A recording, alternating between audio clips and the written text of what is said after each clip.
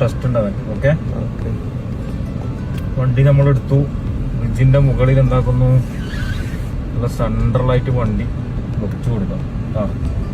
ഇതാ ഇവിടെ ഇങ്ങനെ വെച്ചു കണ്ട, ബ്രിഡ്ജിന്റെ മുകളിൽ നല്ല സെൻട്രലായിട്ട് വെച്ച് കണ്ട, ഇവിടെ വെച്ചു. വണ്ടി ന്യൂട്രലാക്കി ഹാൻഡ് ബ്രേക്ക് വലിച്ചു കണ്ട.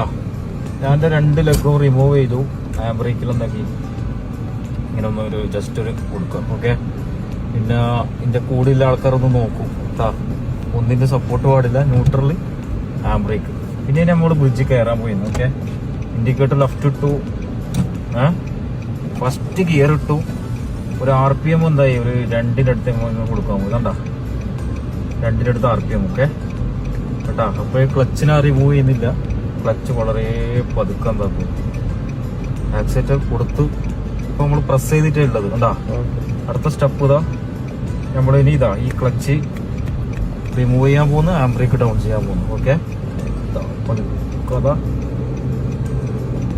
വണ്ടി കയറി പോകുന്നുണ്ടാ കണ്ടാ കണ്ടാ. ഇതാണ് ബ്രിഡ്ജ് ടെസ്റ്റ് മാനുവൽ. ഓക്കെ.